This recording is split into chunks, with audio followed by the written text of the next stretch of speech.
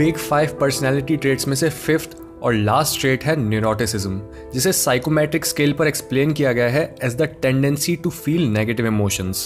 इस कंटेक्स्ट में न्यूरोटिसिज्म कई वेज में डिफरेंट है फ्रॉइडियन सेंस में न्यूरोटिक होने से। दैट्स वाई कई साइकोलॉजिस्ट्स न्यूरोटिसिज्म ट्रेट को इमोशनल स्टेबिलिटी या फिर नेचुरल रिएक्शंस बुलाना प्रेफर करते हैं, जिससे दोनों टर्म्स मिक्स ना हो। साइकोपैथ्स के अलावा हर इंसान ही नेगेटिव इमोशंस फील करता है, पर कई लोग दूसरों से ज़्यादा सेंसिटिव होते हैं, और वो पर्सनैलिटीज़ जो न्यूरोटिसिज्म में हाई स्कोर करती हैं उन्हें कैरेक्टराइज किया जाता है as people who are prone to psychological stress.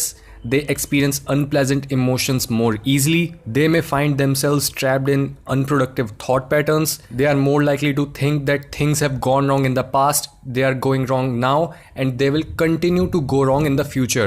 They are more likely to be unhappy, anxious, and irritable just by remembering something unpleasant from the past and coming across a genuine problem. And they can have really low self-esteem, particularly if they are low in extraversion.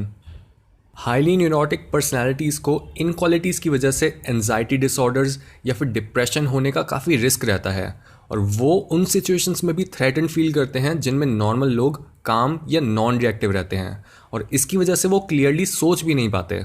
इसके साथ ही ये लोग ऐसे careers और social situations choose करते हैं जिनमें loss होने का रिस्क काफ़ी कम होता है, और इसी वजह से इन्हें अपना स्टेटस मेंटेन करना बेटर स्ट्रैटेजी लगती है as compare to continuously trying to climb the social ladder. Because जितना ज़्यादा रिस्क बढ़ेगा उतना ही इन लोगों में नेगेटिव इमोशंस बढ़ेंगे, और ये एक अच्छी स्ट्रैटेजी हो सकती है स्पेशली उन सिचुएशंस में जो काफ़ी डेंजरस और अनसर्टेन होती हैं।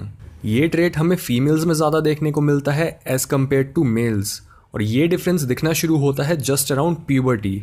और एवोल्यूशनरी साइकोलॉजी के हिसाब से इसके दो रीजंस हो सकते हैं। फर्स्टली, जस्ट बिकॉज प्यूबर्टी के बाद फीमेल्स की physical strength as compare to males काफ़ी कम रह जाती है, और उनकी रिप्रोडक्टिव वल्नरेबिलिटी बढ़ जाती है, क्योंकि एक फीमेल के लिए प्रेगनेंसी की कॉस्ट काफ़ी ज़्यादा होती है, वेयर एज मेल्स के लिए रिप्रोडक्शन उनके सिस्टम के लिए काफ़ी चीपर होता है। सो यहाँ पर फीमेल्स के नेगेटिव इमोशंस उन्हें अपनी हर चॉइस को बार बार क्वेश्चन करने के लिए बोलते हैं, ताकि वो बेस्ट पोटेंशियल मेट ही चूज़ करें जो उनको प्रोटेक्ट कर पाए और रिसोर्सेज प्रोवाइड कर पाए।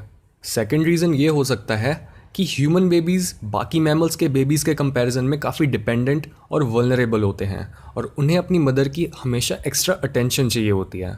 एंड न्यूरोटिसिज्म फीमेल्स में इतनी चिंता पैदा कर देता है जिससे मदर्स अपनी बेबीज़ को हर वक्त संभालती और केयर करती रहती हैं। फीमेल्स का ये नेचुरल बिहेवियर ये भी एक्सप्लेन करता है कि क्यों 70% डाइवोर्सेस को विमेन इनिशिएट करती हैं, और क्यों विमेन ज़्यादा डिससेटिस्फाइड होती हैं अपनी वर्क प्लेस और रिलेशनशिप्स में। नाउ इन लोगों के बिल्कुल ऑपोजिट जो पर्सनैलिटीज़ न्यूरोटिसिज्म में लो स्कोर करती हैं उन्हें परसीव किया जाता है as people who don't focus on negative things from past, present और future. They rarely experience times of unhappiness, anxiety और irritability.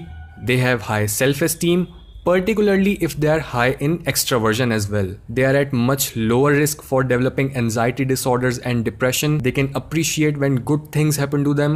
They can tolerate stress well. They are unusually happy with their relationships and career, and they can accept failure as a normal part of their life. बाकी सारे traits की ही तरह हम neuroticism को भी बेहतर समझ सकते हैं इसके दो एस्पेक्ट्स के थ्रू, यानी विड्रॉल एंड वॉलेटिलिटी, जहाँ पर विड्रॉल रिलेटेड है anticipatory anxiety, self consciousness, embarrassment, withdrawing in the face of unexpected and feelings of sadness, loneliness and disappointment. दूसरी तरफ जो लोग वॉलेटाइल होते हैं वो emotionally unstable, argumentative, irritable, difficult to get along, they can't handle stress properly, and they are always talking about their problems. So दोनों traits में जो मेन डिफरेंसेस हैं वो ये है कि जो लोग विड्रॉल में हाई स्कोर करते हैं वो कुछ होने के डर से नेगेटिव इमोशन फील करते हैं, पर वॉलेटाइल लोग कुछ बुरा होने पर, और तभी वॉलेटिलिटी हमारे ब्रेन के फाइट, फ्लाइट और फ्रीज सिस्टम से भी एसोसिएटेड है। नाउ इस डिस्कशन से हम समझ सकते हैं कि न्यूरोटिसिज्म ट्रेट उतना अच्छा साउंड नहीं करता, बट हर पर्सनैलिटी ट्रेट की ही तरह इसके भी अपने एवोल्यूशनरी एडवांटेजेस रहे हैं, और ये ट्रेट सिर्फ हमें प्रोटेक्टेड रखने के लिए ही है, क्योंकि अगर हम नेगेटिव इमोशन ही नहीं फील करते या फिर हम अपनी डेथ के बारे में सोचकर डरते नहीं तो अभी तक हम जिंदा ही नहीं होते। And after all fear related motivation हमेशा ज़्यादा इफेक्टिव होता है as compare to prize related motivation.